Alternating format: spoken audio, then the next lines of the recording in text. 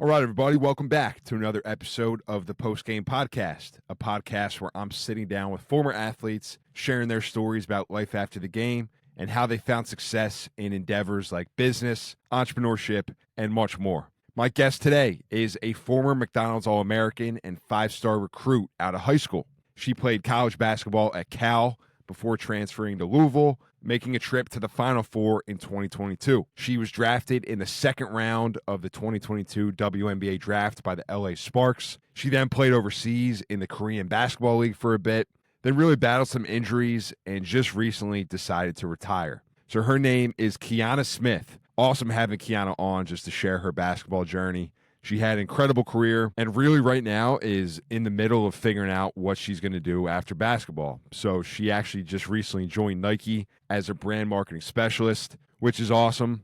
A few other things we talk about in the episode are her mindset while playing in the Final Four. I asked her a little bit about the current landscape of college sports with NIL and how that's affecting women's basketball. And she gives some advice to athletes transitioning from playing into figuring out what's next for them. So thank you again for tuning in.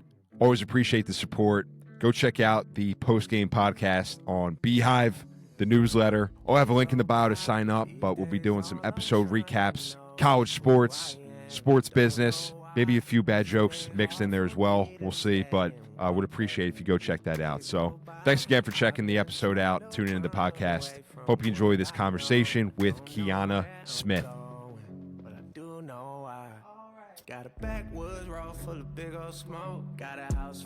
Awesome. Here with Kianna Smith, former WNBA player and just recently a Nike employee. So I don't know if we can really broadcast that just yet, but yeah, congratulations. Yeah. Thank you so much. I'm happy to be on the podcast. Absolutely. Yeah. This is great. So yeah, I'm happy we connected. We talked, was that almost a month ago at this point, and just a little bit about how you were kind of figuring some things out after your WNBA career and playing overseas. And yeah, you had an awesome basketball career. Yeah, I did. I was really blessed with like an amazing career. I achieved everything that I really wanted to. I started out, high school basketball, wanted to be a McDonald's All-American and was able to achieve that. And then went on to play at Cal for 2 years. Had a really good experience, but, just wasn't what I needed to become a pro. So I decided to enter the transfer portal and went to Louisville. But this was before the transfer rules, so I had to sit out an entire season. But luckily for me, playing 3 years at Louisville and having 1 year where I didn't play, I was able to achieve my master's while I was playing there as well. So I got my master's in business there and then got drafted to my hometown team of the Sparks. So that was really just a dream come true. I played 1 season there and then went on to play overseas in Korea. Being half Korean, that was also an amazing experience. Got to connect with my culture and my family. My grandparents were super proud. Before that, my grandparents on my Korean side never watched basketball, never was into it. Was like, oh, what's your daughter doing? Oh, she's playing the WNBA. Okay, whatever. But then I played in Korea and now they're like, oh, how's your games going? And so it just made them super proud, which made me really, really proud. So had just an amazing basketball career. I couldn't have drew it up better for myself. That's awesome. Yeah. And playing a Final Four, right? Yeah. I played Final Four with Louisville. That year was amazing, man. Going to the Final Four and then 2 weeks later getting drafted to my hometown team of the Sparks. Like it was a dream come true. Is there one moment you think, or I guess what's like the highlight, if there's one that sticks out of your basketball career? Is there anything that comes to mind? I think draft day was obviously a highlight because, that's just the pinnacle. That's what you dream of. But honestly, it was very anxious. Like every single person's name was called. Like I was clutching my seat. So I think honestly, the highlight of my career was the Elite Eight game where we won to go into the Final Four. Like that celebration with my teammates, the coaches, that feeling of just like because the year before that we lost in the Elite Eight game, so we lost that game to go to the Final Four. So knowing that feeling of how crushing it was to like be this close to a Final Four and not get there, the following year having that chance and celebration with my team, it was just something that I'll remember forever. Yeah, that's so cool. Yeah, and I heard you saying in another podcast too that you were like very smooth. You know really did anything super flashy, but it sounded like you were just pretty consistent. So, and I mean, playing in the Final Four, like, how did you? I'm just from this perspective, like, how did you kind of handle the pressure of the big time moments? Is there anything you kind of did Um, differently, or? I think when I was young, I let the pressure get to me, but as I got older, and I started playing in a lot bigger games, and there wasn't much pressure. It was like those are the games that were fun. Like, we're competitors, we're athletes, and we want to play against the best. We want to be in those biggest moments. And I thought it was the most fun times I had on the basketball court. I was always really excited. Obviously, nerves came, but I honestly did a lot of meditation, a lot of visualization where I like visualized myself in these big moments. So when I played, it really wasn't much pressure for me. Okay, yeah, that's very cool. How do you think? I'm just wondering, how do you think college basketball, like women's college basketball, has evolved since you were playing? I mean, it wasn't that long ago, but now you see No, girls are way. NILs in the game. Yeah. First of all, the talent is insane. Like, I think we had a lot of talented players. Like, even before me, there was tons of talented players, but I think there's just so many more talented players than there were. Like, when I was playing, I feel like every team we played, there was one or two girls that were starting that were just like not to the WNBA level of talent, right? But now you see so many teams where their whole starting five could go to the league, right? Um, it's just the talent, the skill is just way better. And I think it comes from social media. People are, women are starting younger where they're doing skill work younger. And we just Mhm. were never doing that. When I was young, I was doing cone drills like dribbling the ball with my right hand. Okay, dribble the ball with my left hand. Like now they're doing step backs at like 10 years old and things. So yeah, the talent is a lot better, but also just like that business aspect, like it's hitting them a lot earlier as well. NIL. And I mean, it's a space right now where nobody knows really what's going on. Um, so it's just really interesting, the game and I mean, it changes everyone's perspective, the coaches, agents, parents, everyone's getting hit by it. So things have Yep. changed a lot. So have you been impacted because, well, you, I guess, were impacted by the fact that you couldn't get paid while you were at Mhm. Louisville? But has that been retroactive at all? Because weren't they saying that there's like filing of, Yeah. I don't know what you would Well, exactly call that, but yeah. yeah. I mean, supposedly the NCAA is supposed to back pay us, but I don't know how legit or if that's going to go through or if it's gone through and how they'll get us a check or something. I don't know. Um, but actually, NIL started my final year and we just didn't know what that looked like. There was no collective, there was no revenue share. So the NCAA couldn't pay us, but brands could pay us. Um, so there was like, mom and pop places around Louisville who were like, "Oh, come take a picture and we'll give you free IV and we'll give you $1,000 check here and there." Like nobody really knew what was going on. But the game has changed completely. Like schools can pay with revenue share to these athletes directly, and I'm quite jealous because I felt like I would have got some money, but it is what it is. Now I'm on the other side of it. Yep. And just landed a great job. I mean, we'll definitely talk about that in a few minutes, maybe just like how you went about that process. But um, I wanted to ask you a little bit about, yes. So the NIL aspect, but have you stayed involved with that at all? Like, do you talk to any of the girls these days at Louisville? Like, I guess maybe just what's the landscape of that these days? Because obviously you see the men's from the men's basketball perspective, and then football, obviously, like the guys that are those top guys and girls are probably Yeah. making some decent money. But what's if you could just maybe paint a picture of like, all right, Kianna Smith when she was at Louisville, what would that have looked like for you potentially, Yeah. contract wise and everything? I say this a lot because I think knowing what the girls get now, right? My Final Four team at Louisville, we wouldn't have been together. I think we would have been way too expensive to have our starting five all on one team. We had me, Emily Engsler, who went fourth in the draft to Indiana Fever, Haley Van Lith, who is now, at Chicago. And you have to pay your starting point guard who was a 4-year starter at Vanderbilt, and then Olivia Cochran, who was all freshman the year before we went to the Final Four. So it's like we wouldn't have been together. People would have transferred. Our value would have been too high. Louisville's revenue share for the team wouldn't have been able to pay all of us what we were valued. So part of me is kind of like, it's okay because we had our moment together. But yeah, we would have gotten paid for sure.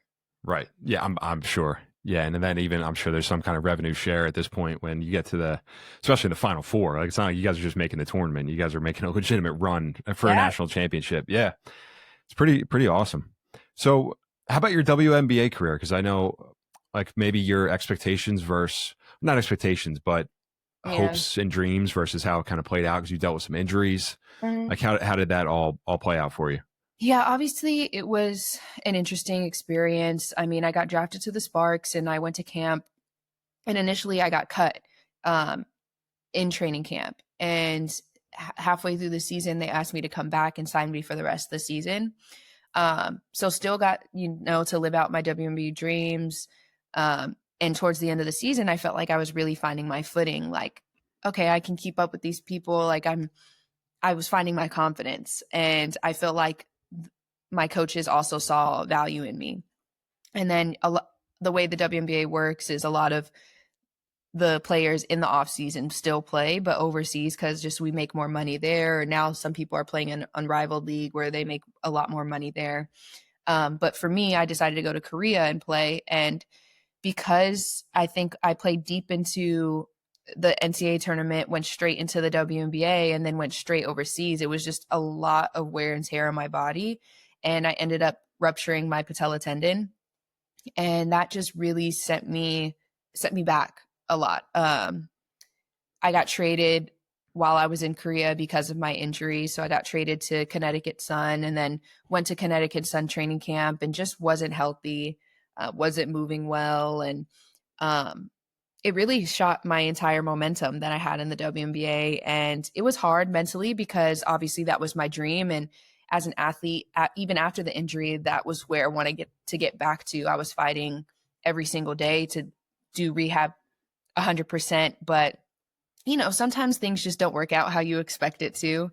And because of that injury and the wear and tear on my body physically and mentally, it was like, okay, I'm ready to transition out of the sport. So you were ready because yours, yeah, it's physical. It's not like it still had to be kind of tough though, because you had it taken away from you pretty much through injuries a little bit. But it sounds like you did a pretty good job of being like, all right, this is how it's just playing out for me, and now I want to figure something else out. I mean, in hindsight, I handled it okay, but in those moments, I think I've had my moments where I've just been like, this sucks. Like, why did this have to happen to me? All of those thoughts come to your head. But I'm just a big believer of like, things work out how they're supposed to.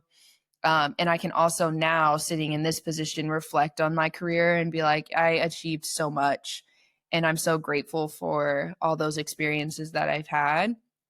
But also just a really tough transition out of the sport. Okay, who am I going to be once I'm done playing basketball? And I sat for almost a year not knowing what the heck I wanted to do. Mm-hmm. So then how did you go about that then? Like, I know because you come from a basketball family, and we talked about a little bit about this, that you were like, all right, maybe I'll get into coaching. And then at one point you had a podcast with somebody else, right? So you experimented with a few different things. Yeah. So what was your thought process at that time? Yeah, it's funny because I mean, when you're an athlete, you really don't know like what's possible out there for you. I mean, I think that's everyone. Like people who go through college, they go and they're like, unless they want to be like doctor, lawyer, whatever, like it's like there's so many possibilities. People have so many different jobs, but we just don't know what they are. And for me, like all I knew is what I've seen. So being a coach, being a broadcaster, that's all I knew around sports, really. Or maybe working on like a clothing brand or like Nike or Adidas or something like that. That's like really all I knew. So after my second year overseas in Korea, I was like, I'm done. I can't do this. My body hurts. Like it's hard to, I didn't have that joy of the process of the grind anymore. And I'm like, I don't want to live in another country. I'm done. So when I came back, I was like, I don't know what to do. Actually, I'll try and be a broadcaster. Everyone's like, oh, you have the look, you speak well, like just try it, whatever. So I reached out to some people who interviewed me at ESPN while I was playing in Louisville.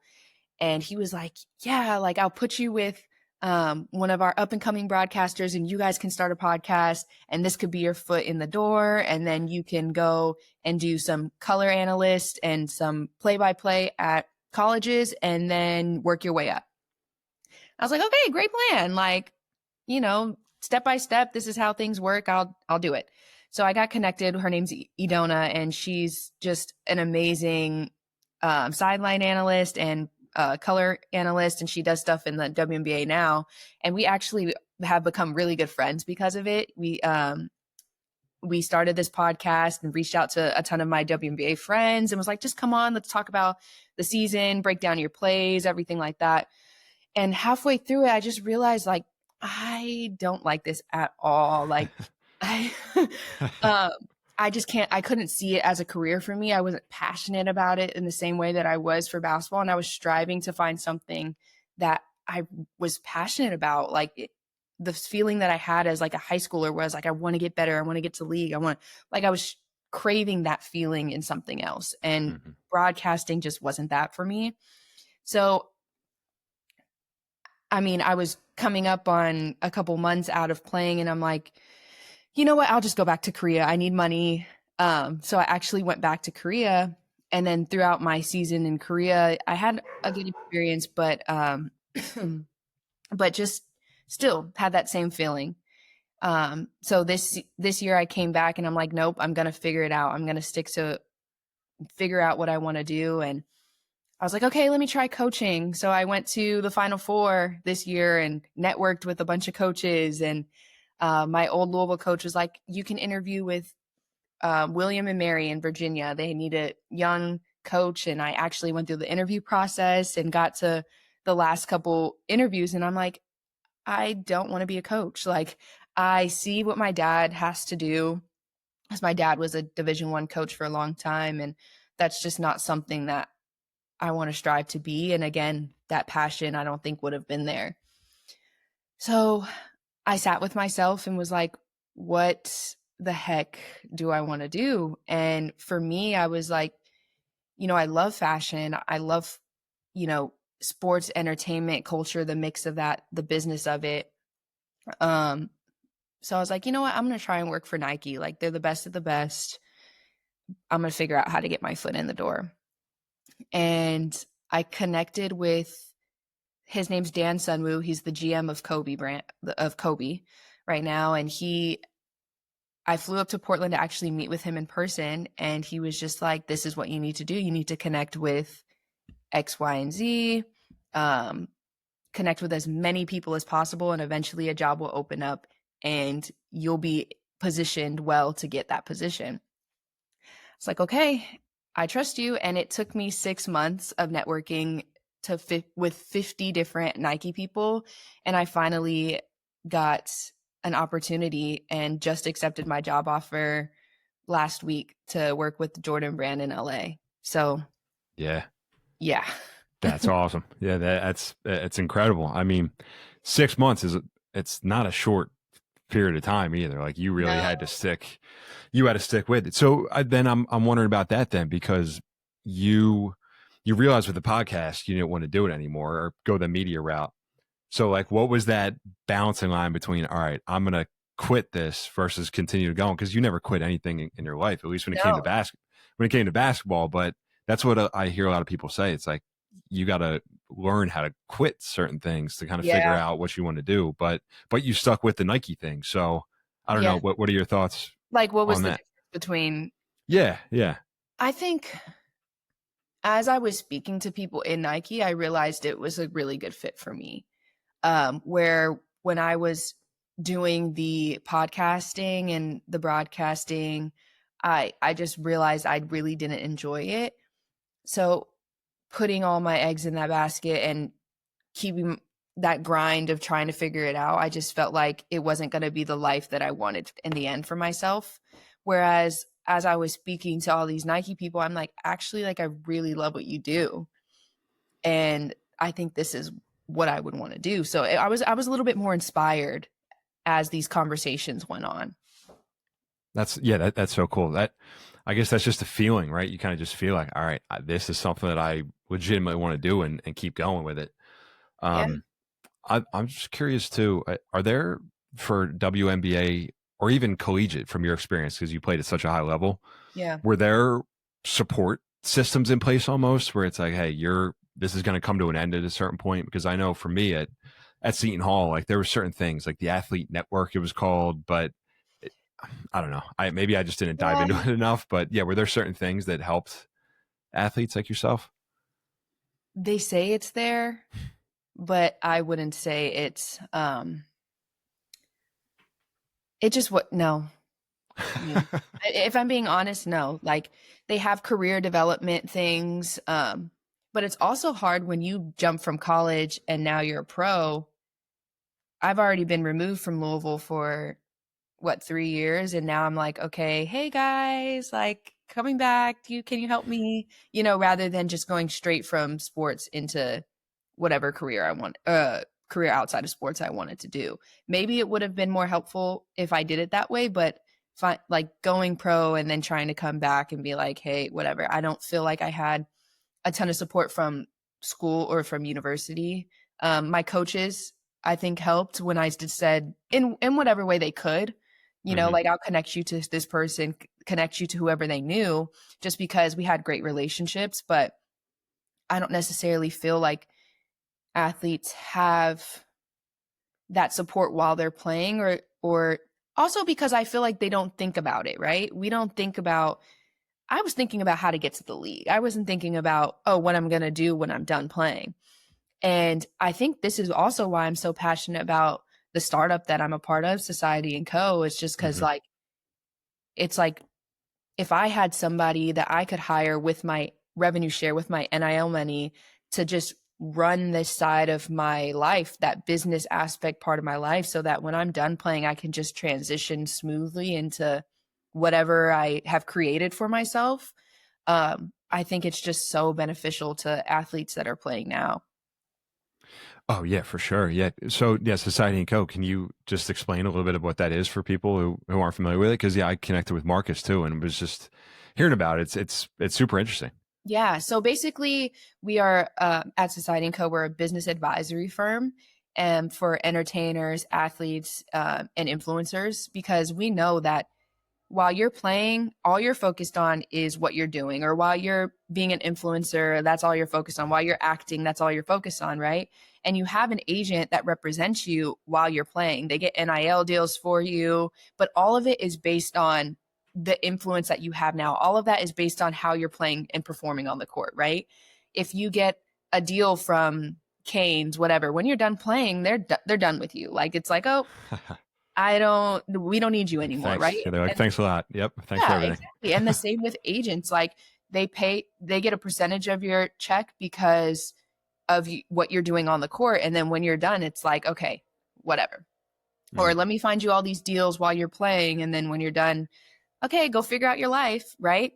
But what we do at Society and Co. is, like, we help them strategically think about, what do you love to do? How can you create a business around that with the influence that you have now, right? So, I mean, you see a ton of athletes that do it already. Russell Westbrook, he created Honor the Gift, like his clothing line, because he's into fashion. Kevin Durant started an entertainment company, The Boardroom, so that when they're done playing, they have something everlasting that they can continue on and go do. Now, for us, we do this for athletes at all levels, high school, college, pro, because now they have that money to invest into themselves. They just need somebody to help them, one, the resources, and to help them do it, have that business mind to actually do it while they can focus on their sport. So that's really where we come in. Yeah, and it's so needed, especially for, like you just said, all the way down to the high school level, which is crazy. I mean, that's something that I would have never even thought about. I don't know if, yeah, even when you And were most playing high and school most hoops. Yeah. athletes don't, right? They don't. And then for me, I wasn't. And now I tore my knee, and now I'm like, oh my God, what do I do? I was making X amount of money, and now I'm trying to figure out my life and apply to jobs. And they were saying I could broadcast as a freelancer for $500 for every game. Like, it's like the transition's tough enough. So if you could proactively think about this stuff and have that support and have someone like Society and Co like behind you running it for you while you're playing, I just think it's a no-brainer. And it's just about getting people to understand like what it is and how we could benefit them. Yeah, it's really cool, Kianna. Yeah, it's I know I want to stay in touch with Barkus too and just keep Yeah. learning about what those guys are doing, because it's really cool. So Thank you. um I so I was wondering, just from your basketball career and now that you're starting with Nike, I'm so, when do you start with them? You said when's it full? I haven't gotten my start date yet. I just signed the offer letter. All right, So you just signed it. All we're right. in conversations about start date. I'm sure it'll be in the next couple weeks. All right. So Awesome. So what do you think then, from your time playing, are some of the biggest things that you can just take into that, like some of those attributes yeah. from being an athlete Yeah. at the level you were? The corporate world is really different than the athlete world, but a lot of it's the same. It's that same grit. I think what helps a lot in my role at Nike is that I've been the consumer for so long. I lived in, Jordans and basketball shoes and the basketball scene. I've just been the consumer. So having that perspective going in is really beneficial, I think. So I think that really gives me a leg up, but I think there's going to be so much to learn, and I'm excited because, like I said, it just feels like I have that high school drive and passion again, like where I'm like, there's so much to learn. I want to learn it all. I want to talk to whoever I can learn from, and really just be a sponge. Yeah, man, I'm excited for you. You can hear in your voice too. You're like, all right, this is it now. Yeah, Yeah, yeah, let's go. yeah. That's awesome. Well, awesome, Kianna. So what else? What else do you like to do these days? Like, did you ever have any hobbies or anything playing basketball, or was it just like, this is it, this is it? Like, I do love to shop, like a shopper, but I want to start getting into like other sports recreationally. Cause I never really, I played volleyball when I was younger, up until sophomore year of high school, but had to give it up because I had to choose between sports. But I just love sports. I love the community around sports, and hopefully able to make a new set of friends and like a recreational sport. I'm a little nervous though that I'll take it a little bit too serious, but we'll see.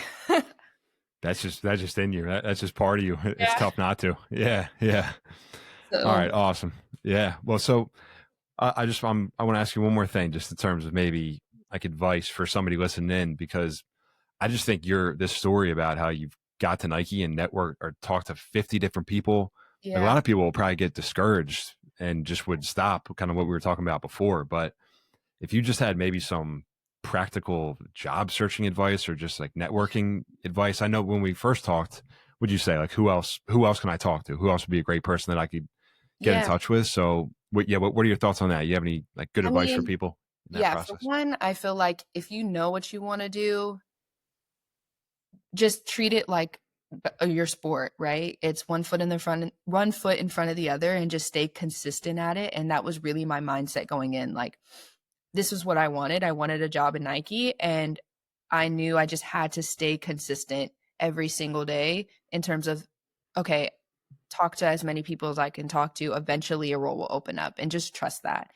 Um, and then on the other side of things, in terms of like networking advice, at the end of every single call, I would ask people, is there something that I can do for you? Just so they can, see that you add value to them. And then the second question I would ask is, is there anyone else that you think would be beneficial in communicating with or on my journey?